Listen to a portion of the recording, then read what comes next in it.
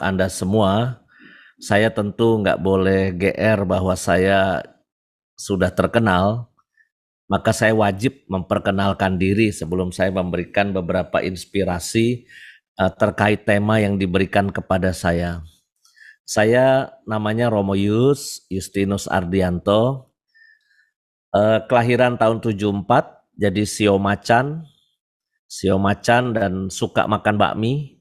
Segala jenis bakmi di Jakarta ini eh, saya sudah mencoba semua dan saya bisa menjadi tester. Kalau ada ini bakmi enak Romo, bakmi enak, coba saya cek. Kalau saya belum bilang enak itu berarti belum enak, karena ya sudah nyobain macam-macam bakmi. Nah ini nih kurang lebih latar belakang saya. Baik, saya diberi tugas oleh panitia ini dengan sebuah tema yang bagi saya agak susah sih sebetulnya ya. Mengapa Musa tidak masuk ke tanah perjanjian, ke tanah terjanji? Kalau orang Israelnya ya bisa masuk ya. Tentu ternyata ada siapa yang bisa, siapa yang tidak masuk. Tetapi buat saya sekarang ini saya tidak mau membahas itu pertama-tama, tapi saya ingin membahas bagaimana proses perjalanan ya. Orang dibebaskan dari situasi perbudakan di Mesir melalui padang gurun, lalu akhirnya memasuki tanah terjanji. Oke, ada peristiwa di mana Musa akhirnya hanya bisa memandang dari jauh ya. Bagaimanapun Musa tokoh sentral terkait pembebasan bangsa Israel menuju tanah terjanji. Musa itu tokoh sentral, ya, tokoh utamanya. Tapi kok kenapa dia sendiri tidak finish? Ya, kenapa itu? Ya tentu harus tanya kepada Tuhan Allah, kenapa Musa tidak bisa masuk? Padahal Tuhan menjanjikan hal itu kepada Musa.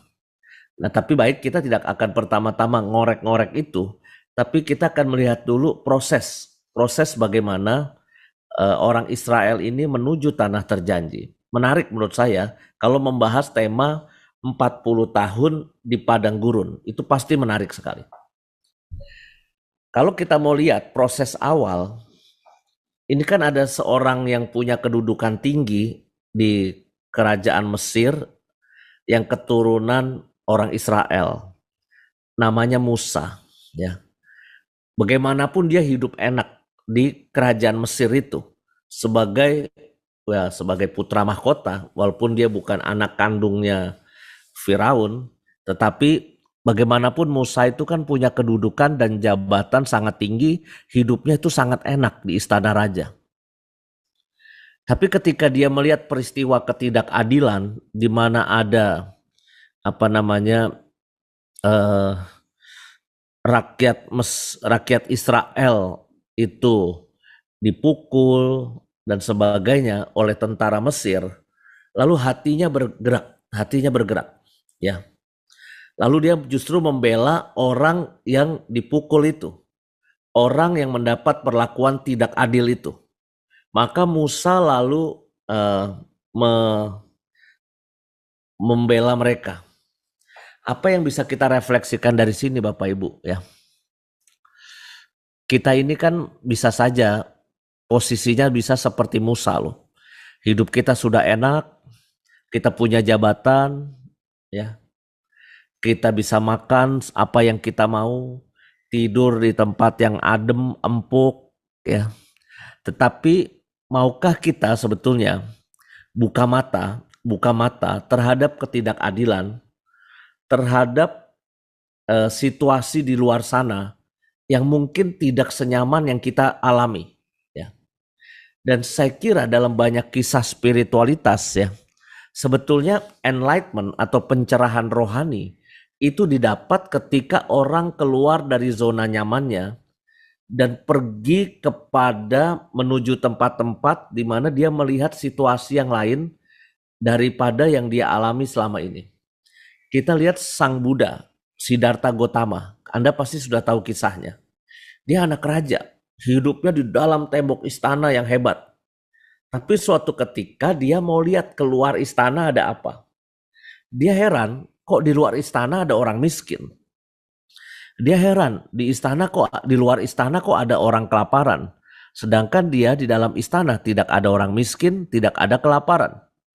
Maka lalu dia mulai merasa ini, bergejolak hatinya, sehingga akhirnya dia memutuskan untuk keliling, ya, melihat situasi, lalu akhirnya bertapa di bawah pohon bodi, dan pada titik itulah dia mendapatkan enlightenment, pencerahan. Contoh lain, Santo Fransiskus Assisi, anak orang kaya di Assisi, ya, konglomeratnya misalnya ya, ini anak konglomerat, apa juga yang dia mau pasti bisa dibeli, bajunya mahal-mahal, tiba-tiba dia sakit, tiba-tiba ada burung mencelok di jendela dia, kok seperti mendapat bisikan bahwa dia harus meninggalkan segala yang dia punya dan pergi bergabung bersama orang-orang miskin. Itu yang terjadi di dalam pengalaman hidup Santo Fransiskus Assisi. Meninggalkan apa yang dia punya, lalu dia pergi meninggalkan istananya, meninggalkan rumah bapak ibunya, rumah orang kaya itu. Secara dramatis dia membuka jubahnya yang mahal, dia memakai jubah karung, jubah dari karung. Maka kalau Anda lihat Romo-Romo OFM, Romo-Romo Fransiskan, itu ya pakai jubahnya warna coklat. Karena dulu aslinya Santo Fransiskus itu jubahnya dari karung.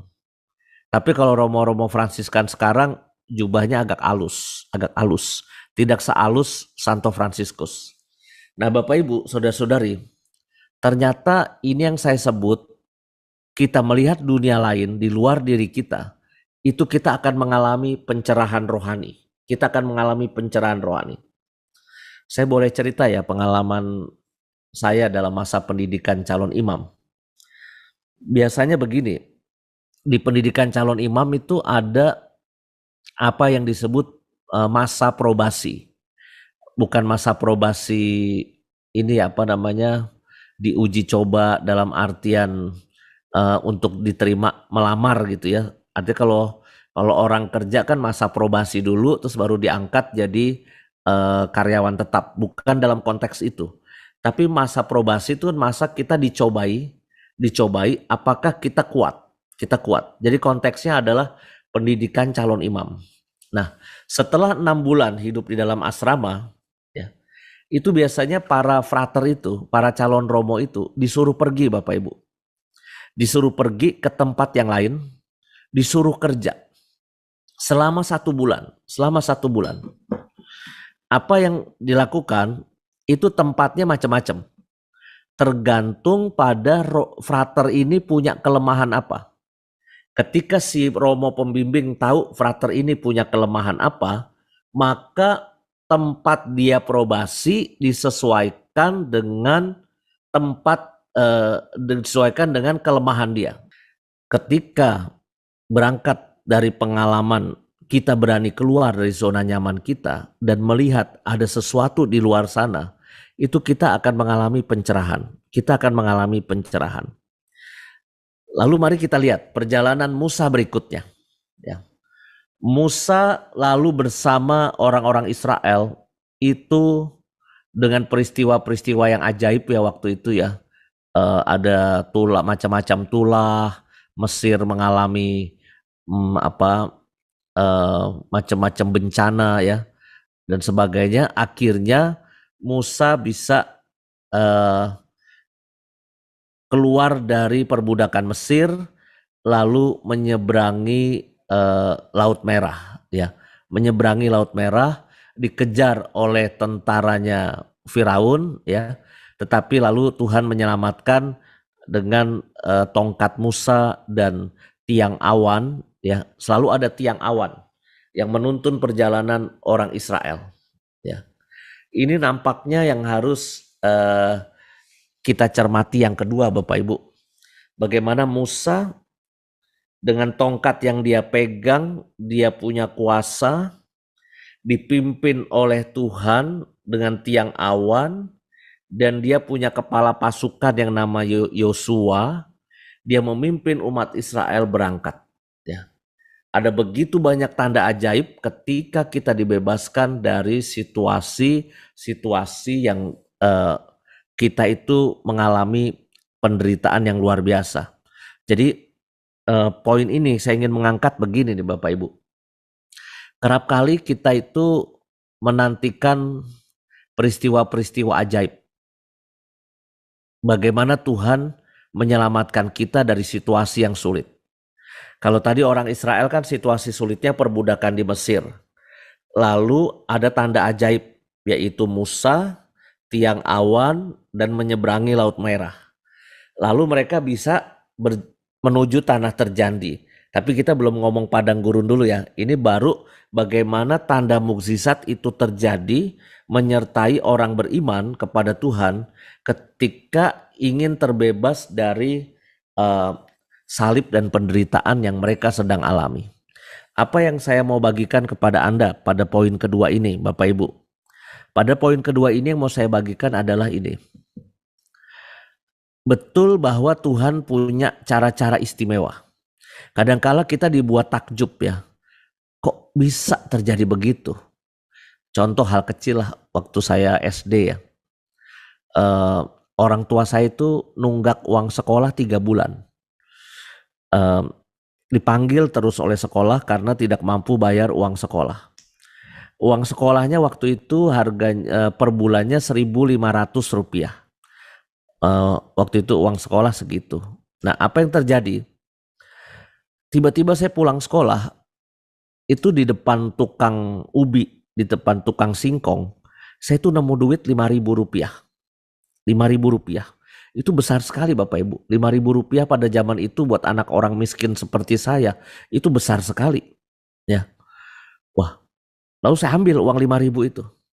Terus saya ingat pesan bapak saya, kalau nemu duit, jangan langsung nganggep itu duit kamu.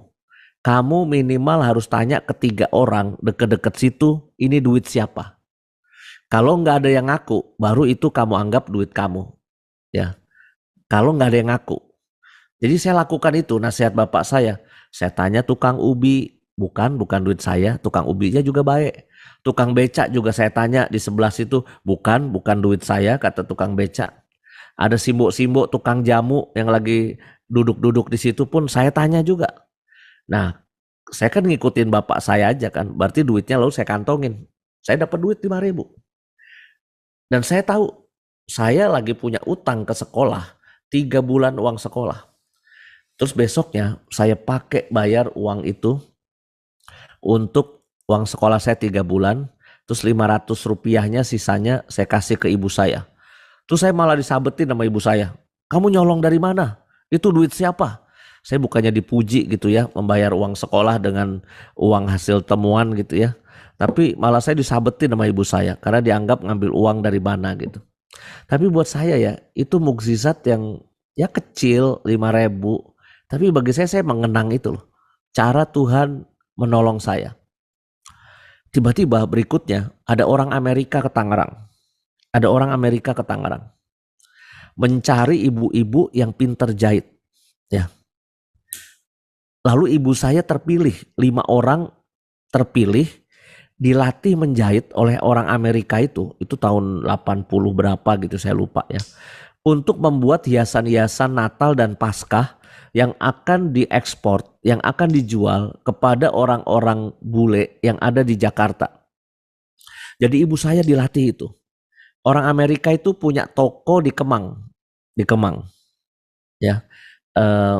Akhirnya barang-barang hasil-hasil produksi yang dibuat oleh ibu saya dan 5 orang dan 5 tukang jahit lainnya itu dijualnya di Kemang, di toko itu laris.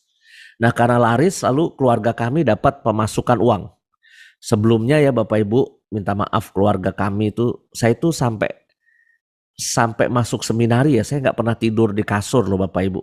Dan saya nggak pernah punya kamar mandi. Jadi tidurnya itu di tikar setiap hari.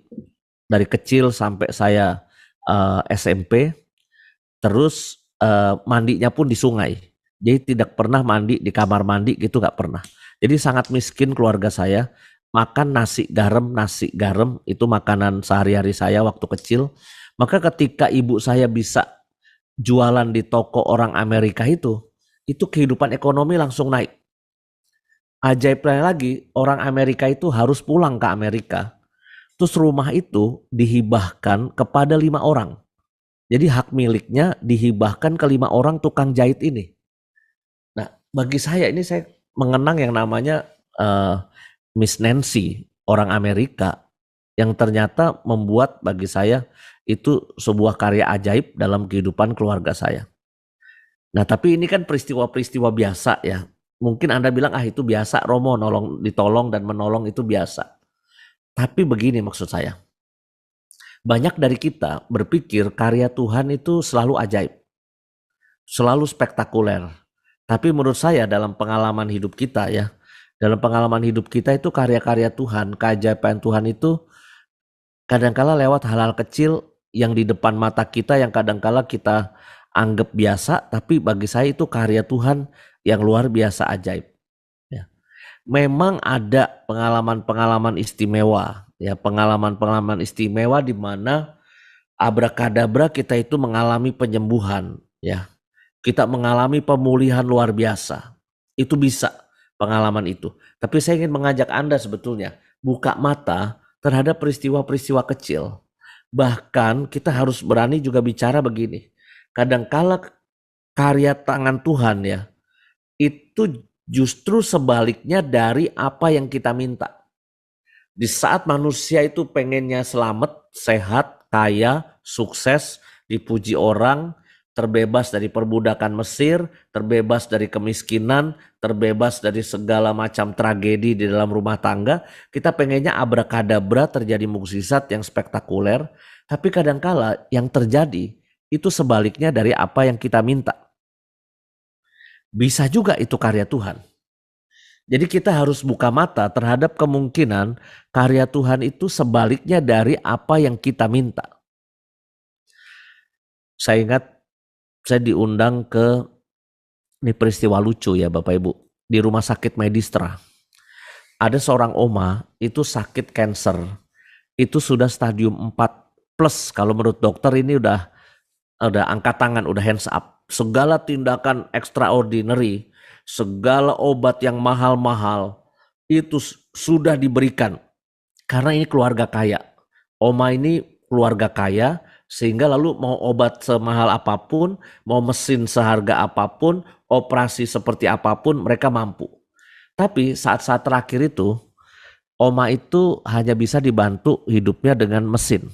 Ya, jadi masih bisa bernafas karena dipertahankan dengan mesin dan disuntik morfin untuk menahan rasa sakit, lalu disuntik morfin. Dokter sendiri sudah mengatakan kami dari segi medis sudah melakukan semua yang terbaik, maka mungkin baik keluarga berkumpul dan berdoa. Itu pesan dari dokter. Nah, oma ini punya anak 2, satu Kristen Protestan, satu Katolik. Hari berikutnya si anak yang Kristen Protestan mengundang seorang pendeta untuk mendoakan omanya yang sedang sakit ini. Ya. Lalu pendeta itu seperti biasa, Anda tahu ya gaya Pak Pendeta kalau berdoa itu kan sangat berapi-api ya. Doanya itu sangat mekantar-kantar ya. Maka tangannya itu ditumpangkan begini, dalam nama Yesus jamahlah oma kami ini supaya disembuhkan dari segala penyakitnya. Urapilah setiap bagian organ tubuhnya yang sakit ya Tuhan, dan pulihkanlah dia seperti sedia kala. Di dalam nama Tuhan Yesus sembuhkah engkau. Wah, pokoknya doanya itu sangat penuh semangat dan berapi-api. Apakah keliru doa semacam itu? Tidak Bapak Ibu. Anda juga harus latihan doa yang punya kuasa, doa yang bersemangat. Anda harus latihan itu. Tetapi besoknya yang anak Katolik, kan tadi anaknya 2, satu Kristen, satu Katolik. Yang Katolik ngundang Romo. Romonya siapa? Romo Justinus Ardianto, saya. Nah, aku yang diundang nih Bapak Ibu. Pas aku diundang, aku gak langsung doa. Aku nanya-nanya dulu. Oma umur berapa? Saya tanya kepada anaknya. Oma umurnya 86. Oke. Sakit sudah berapa lama? Sudah 9 tahun Romo. Ini parahnya baru tahun terakhir aja. Lalu makin meningkat kansernya. Lalu sekarang dokter mengatakan sudah hands up. semua obat sudah yang terbaik sudah diberikan, kita hanya disuruh berdoa. Ya udah, saya berdoa Bapak Ibu. Coba Anda cek doa saya, apakah doa saya ada yang keliru atau tidak ya. Karena efek dari doa saya, anaknya yang Kristen itu melengos dari saya. Dia marah. Anaknya yang Protestan marah sama saya. Coba Anda cek isi doa saya ada yang salah apa enggak. Saya doa gini.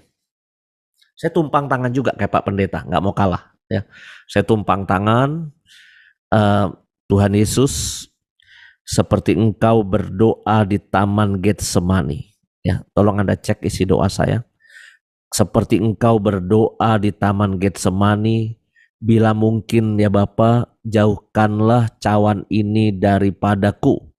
Itu kata Tuhan Yesus. Tetapi bila tidak mungkin Tuhan, bukan kehendakku yang terjadi, melainkan kehendakmu. Berikanlah yang terbaik untuk oma kami ini. Tuhan memberkati dalam nama Bapa, Putra, Kudus. Amin. Saya langsung berkati oma itu, saya kasih minyak suci. Ya, saya kasih minyak suci dan semuanya gitu. Bapak Ibu, anaknya yang Kristen Protestan gak suka cita dengan doa saya. Ya, dia langsung menghindar ketemu saya. Dia marah. Kenapa? Karena dia pikir saya doain mamanya supaya cepat mati. Cepat mati. Karena doa saya apa? Bukan kehendakku yang terjadi, melainkan kehendakmu. Tapi apa yang salah Bapak Ibu dari doa saya? Tolong coba Anda cek isi doa saya tadi, apakah ada yang sesat? Doa saya itu kan doa yang sangat alkitabiah. Doa saya alkitabiah sekali loh. Itu sangat Getsemani. Itu doa Getsemani itu. Bila mungkin jauhkanlah cawan ini daripadaku, tetapi bila tidak mungkin, bukan kehendakku yang terjadi. Memang sih besoknya omanya meninggal dunia, betul ya. Tetapi menurut saya oma itu berhak meninggal dunia loh menurut saya. Supaya apa? Supaya hidupnya enggak tersiksa dengan mesin ya. Saya ini nanti ya Ibu Bapak ya, kalau saya sakit suatu nanti kalau udah tua ya, saya enggak mau tuh dipasang ventilator. Saya enggak mau. Mati yo gitu loh. Saya cuma pikir ya wes mati ya mati aja. Nggak usah pasang-pasang ventilator, ya ngap-ngap dikit. Ya kenapa? Karena Romo kalau mati juga paling umat yang nangis. Umat tuh yang nangis kalau Romo meninggal ya suka bohong-bohongan nangisnya. Nggak serius nangisnya. Sebentar doang nangisnya tuh cuma sebentar. Habis itu Anda akan sibuk cari Romo lain yang sehat, Romo lain yang lucu, Romo lain yang lebih muda. Udah yang tua-tua, yang sakit-sakitan wes ditinggal gitu loh.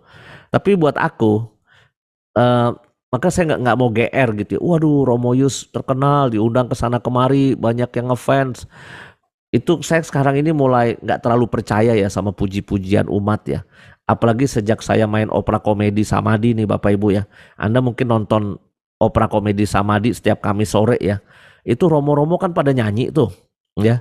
Kalau Romo-Romo Ruteng sih beneran bagus loh Bapak Ibu. Anda kalau pengen denger Romo yang bagus, dengerin Romo-Romo Ruteng. Tapi Romo-Romo Samadi itu kan suaranya ya KW 2 lah, bukan KW 1 ya. Kalau Ruteng tuh KW 1. Ori lah, kalau Ruteng itu orinya bagus. Kalau Romo Samadi tuh nyanyinya bukan KW 1, KW 2 atau KW 3. Apalagi si Baba Liong tuh KW 4 menurut saya. Romo Hari Liong tuh KW 4. Notnya kemana, nyanyinya kemana. Tapi anehnya umat itu netizen ya. Itu Anda coba baca deh di live chat. Wah umat itu kita nyanyinya kayak apapun, keren Romo, keren. Waduh bagus sekali, cocok masuk dapur rekaman kata dia. Dapur rekaman mbahmu. Dapur itu mungkin dapur masak ya, tapi dapur rekaman mana mungkin gitu.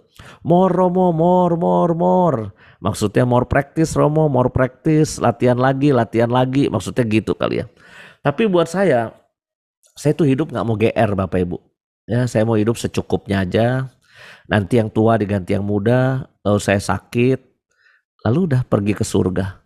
Jadi gak pengen apa-apa mukjizat, apa-apa ya boleh, bukan berarti gak boleh minta mukjizat ya.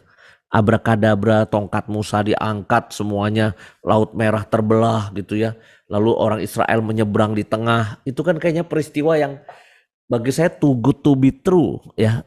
Itu terlalu indah untuk menjadi kenyataan. Too good to be true, pengalaman kayak gitu. Nggak semua dari kita itu bisa dapat punya pengalaman mukjizat yang spektakuler seperti orang Israel. Gak bisa. Setiap dari kita bahkan yang terjadi adalah mungkin sebaliknya. Minta sembuh tapi ternyata meninggal. Minta kaya tapi ternyata kita nggak kaya-kaya. Minta relasi kita keluarga baik tapi kok ada konflik terus. Bahkan berujung pada perceraian misalnya. Ini situasi-situasi di dunia ini yang bisa terjadi dalam hidup kita. Maka buat saya hidup itu jangan gitulah, jangan terlalu ngarep mukjizat yang spektakuler. Pernah ya saya diprotes nih Bapak Ibu ya, saya lagi seminar di Gereja Teresia di Jakarta Pusat.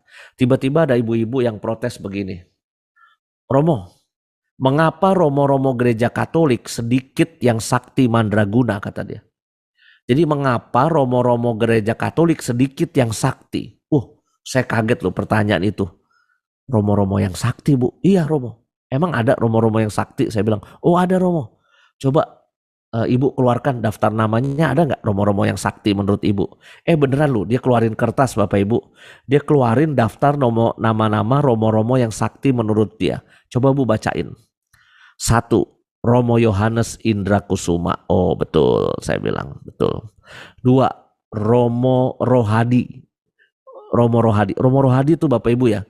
Waktu Chris John mau tanding juara dunia tinju ya. Itu Chris John tuh datang ke Romo Rohadi di gerejanya, berlutut minta didoain supaya menang untuk bertanding juara dunia. Dan betul, Chris John menang juara dunia. Berikutnya tahun 2014, Prabowo Subianto mau tanding juga sama Joko Widodo ya. Tahun 2014. Bapak Prabowo Subianto datang ke Romo Rohadi juga, minta didoain supaya menang dalam pertandingan itu, Pilpres. Hasilnya apa? Kalah. Tapi kan kita nggak tahu Romo Rohadi doainnya apa, ya kan? Apakah jangan-jangan Romo Rohadi nyoblos Jokowi juga, ya kan? Siapa tahu, kita nggak tahu kan? Tapi ya akhirnya Romo Rohadi itu kalau ada kesulitan apa-apa, sakit, kesurupan atau apa, wah kita kirim ke Romo Rohadi. Betul saya bilang. Terus mereka bilang lagi, Romo Somar, namanya Romo Somar. Entah Anda pernah dengar namanya itu apa enggak ya, MSC. Terus saya tanya, Romo Somarnya yang muda atau yang tua? Oh semua nama Somar sakti Romo, kata dia. Oh ya udahlah terserah lu lah, saya bilang gitu kan. Nah saya nunggu nama saya disebut Bapak Ibu, saya nunggu nama saya muncul. Nggak ada nama saya. Jadi saya tuh nggak dianggap sebagai pastor yang sakti mandraguna. Bu, wah kok nama saya nggak ada ya? Saya tuh cukup sakti loh Bu. Kalau saya mendoakan orang di ICU rumah sakit ya, itu orangnya pulang ke rumah Bapak di surga atau pulang ke rumah keluarganya. Jadi pulang tetap dua-duanya. Dia bahagia terbang bebas ke surga atau dia sehat. Saya bilang sakti. Romo-romo itu kalau doain dengan minyak suci itu pasti sakti. Cuma gini loh Bapak Ibu. Umat-umat tuh suka ngejar-ngejar mukjizat ya. Kalau ada kegiatan yang menjanjikan mukjizat atau romo-romo yang memang punya karunia-karunia khusus, itu kita tuh ngejar-ngejar. Umat itu kayaknya wah itu dia acara yang paling diminati. Kalau mau disurvei, misa penyembuhan tuh ranking 1. Misa penyembuhan tuh ranking 1. Adorasi penyembuhan mungkin ranking 2 dan sebagainya. Tapi buat saya ini apakah beriman kayak gitu ya? Beriman kayak gitu. Umat itu suka jahat sama romo-romo. Ini minta maaf nih ya saya ngomong gini nih. Jahatnya apa? Suka mengelompokkan romo-romo. Romo-romo grade A, romo-romo grade B, sama romo-romo grade C. Ya, romo-romo grade A itu yang tadi tuh yang punya karunia, yang punya kuasa-kuasa penyembuhan. Waduh, kalau romo-romo semacam itu melakukan aktivitas ya, itu pasti diminati. Nah, terus romo grade B itu nggak punya karunia, nggak sakti, nggak apa-apa. Asal romo itu lucu-lucu dikit. Kalau romo itu ngomongnya lucu, jelas gitu ya, itu masih sering diundang loh. Yang paling sering diundang Romo grade A. Romo grade B itu agak lucu, pasti sering diundang. Romo Yusuf Halim almarhum. Wah itu pasti fansnya banyak tuh ya. Anda pasti ngikut. Romo Eko Wahyu. Waduh Anda nontonin Romo Eko Wahyu ketawa ketiwi. Pasti sering. Itu romo-romo grade B. Nggak sakti tapi diminati. Saya B-nya B- kayaknya saya. Ya saya B minus. Ya nggak terlalu lucu-lucu amat lah saya itu. Nah, apesnya nih Bapak Ibu, ada romo-romo yang digolongkan grade C. Sudah nggak sakti, nggak lucu.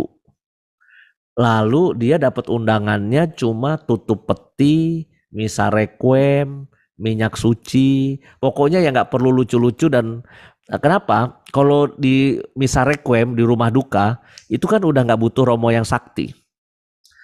Orangnya udah mati, ngapain butuh romo yang sakti toh? Dan juga di rumah duka kan kita nggak boleh humor, nggak boleh ketawa ketiwi gitu, nggak boleh, harus serius. Nah, suatu ketika ada teman saya romo grade C. Grade C-nya C minus, nggak tanggung-tanggung. Karena udah nggak sakti, nggak lucu, galak. Dan suka telat. Jadi kalau misa pagi jam 6, dia itu datangnya ke gereja itu jam 6 lewat seperempat. Udah gitu ngerokok. Wah, habis misa ngerokok. Nggak pernah salaman sama anak-anak kecil. Ya, suka judes juga, suka judes. Jadi C-nya tuh C minus, mungkin ke arah D sebetulnya dia itu Romo itu. Bukan C doang tapi D. Ya. Nah, umat tuh udah males sama Romo kayak gitu tuh. Ya. Romonya dimutasi, dipindah oleh uskup. Umatnya seneng dong. Romo kayak gitu dipindah dari paroki kan seneng. Pas perpisahan dinyanyiin lagu antar bacaan. Singkirkanlah penghalang sabdamu, cairkanlah hatinya yang beku. Umat pada nyanyi kenceng sekali. Saya heran juga. Tuh umat kok pada kenceng amat nyanyi lagu itu ya. Pada bersemangat, beberapa manggut-manggut gini. Emang ini suara Tuhan bahwa Romo itu harus dipindah dari paroki ini. Wah, jadi manggut-manggut. Terus Romo itu curhat sama kita nih, sama Romo-Romo. Kurang ajar. Masa aku perpisahan dinyanyiin lagu singkirkanlah, kata Romo itu. Terus aku bilang, bro, lu lumayan loh, kau lumayan. Perpisahannya bukan terjadi di masa Natal. Kalau perpisahannya terjadi di masa Natal, kau akan ditambahin lagu penutup, saya bilang. Lagu penutup apaan? Iya, akan ditambahin lagu penutup. Gembala pergilah cepat, cepat menuju kemana terserah. Pokoknya jangan di paroki kita. Nah, mungkin umatnya akan begitu. Mungkin kalau perpustahannya pas menjelang 17 Agustusan atau 17 Agustusan, lu ditambahin satu lagu lagi. Sorak-sorak bergembira, bergembira semua. Sudah bebas paroki kita. Nah, dan seterusnya. Itu Romo grade C.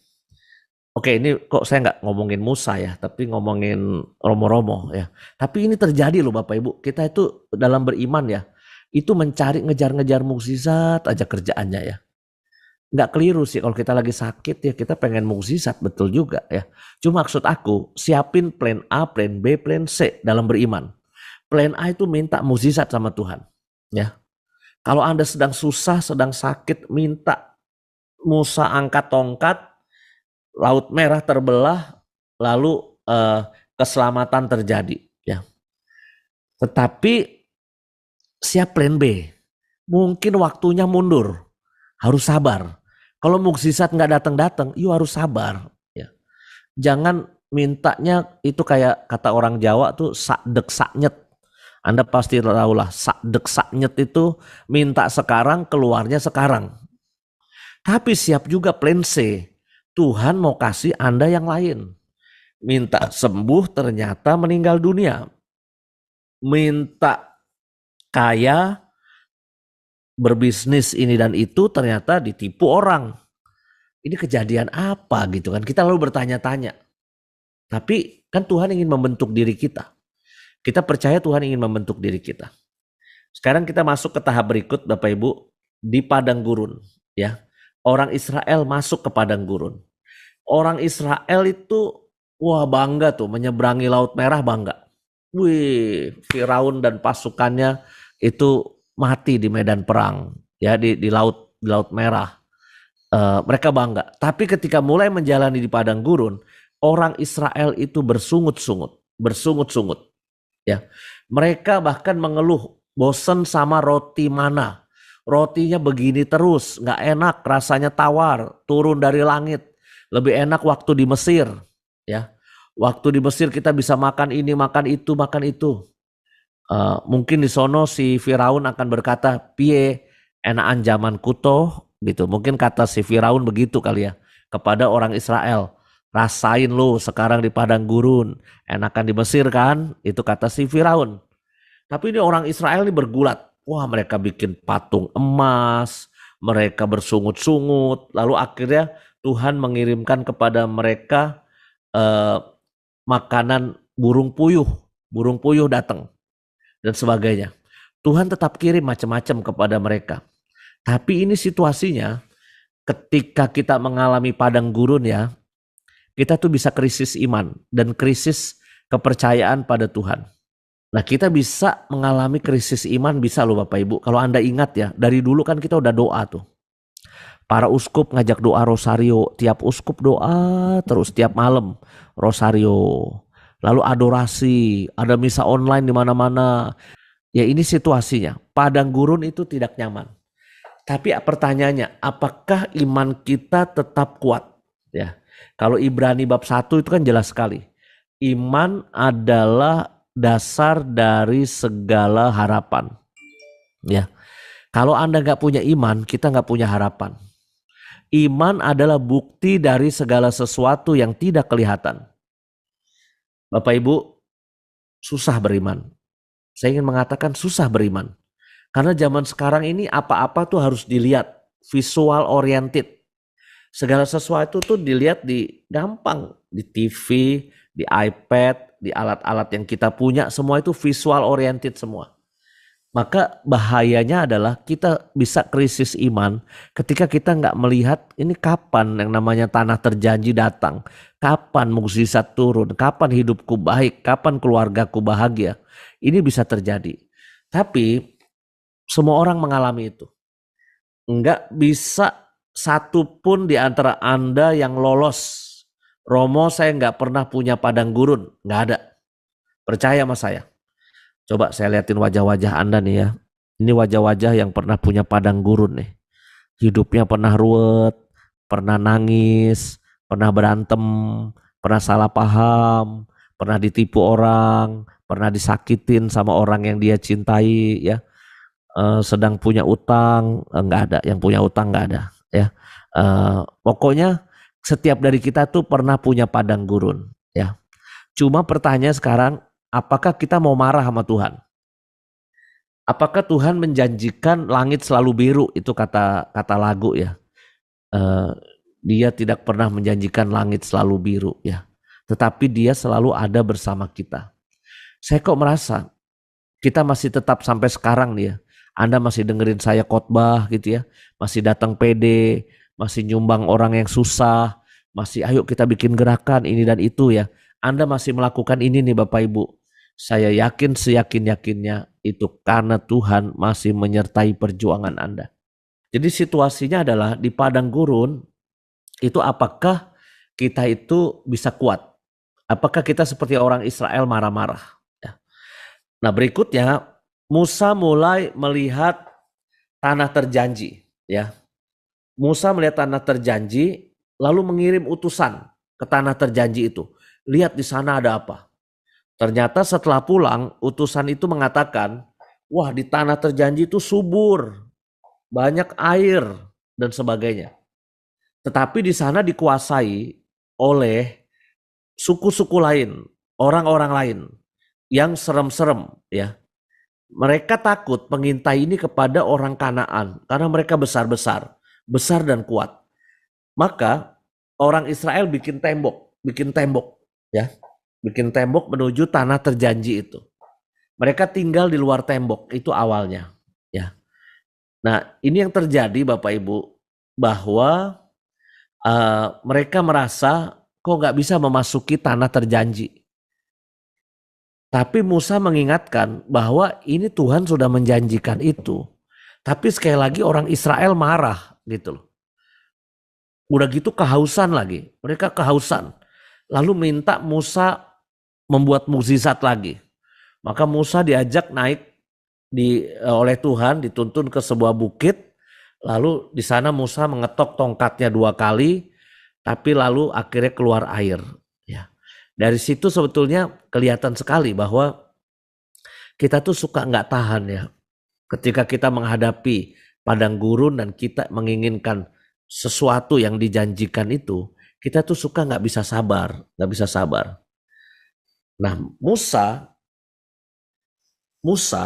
itu eh, tidak bisa memasuki tanah terjanji karena ada unsur dia itu tidak mentaati apa yang Tuhan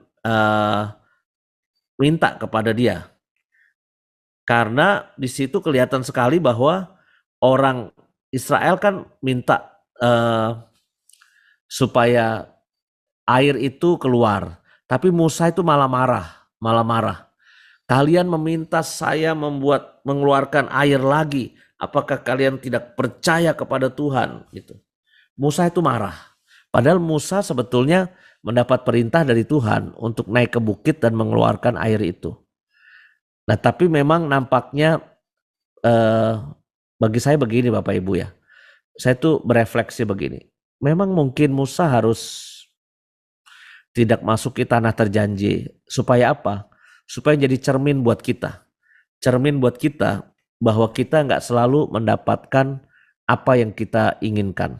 Ya, hidup di dunia ini nggak selalu apa yang kita inginkan itu terjadi dan terlaksana. Musa itu bagi saya menjadi contoh sempurna.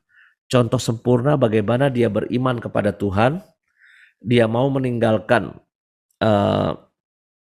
kenyamanannya, dia mau berjuang bersama orang-orang yang susah di padang gurun, tetapi pada akhirnya Musa tidak mendapat apa yang Tuhan janjikan. Bagi saya ini pelajaran penting buat kita manusia. Kalau misalnya kita selalu mendapatkan apa yang kita inginkan, lalu kita tidak mau berhadapan dengan peristiwa-peristiwa seperti Musa itu, bahwa dia tidak mendapatkan apa yang diinginkan, itu kita itu menjadi manusia yang kadangkala orang yang mauku ya mauku gitu ya. Seperti anak kecil dalam berelasi sama orang tua, kalau sudah rewel, mauku ya mauku. Tetapi saya kira maunya Musa itu harus berhadapan dengan maunya Tuhan, kehendak Tuhan. Dan saya kira ini penting pada poin terakhir, bagaimana kita pun harus punya sikap batin yang tepat dalam kita berelasi dengan Tuhan. Silakan berdoa, silakan minta mukjizat, silakan melakukan segala sesuatu yang bisa kita lakukan untuk mendapatkan apa yang kita niatkan itu. Puji Tuhan kalau itu terjadi, puji Tuhan kalau itu terlaksana. Tanah terjanji buat hidup Anda itu terlaksana. Tetapi kalau tanah terjanji itu tidak terjadi dalam hidup kita dan kita harus hidup dalam keadaan yang ya tidak kita inginkan, yaitu bagian dari proses hidup kita di dunia.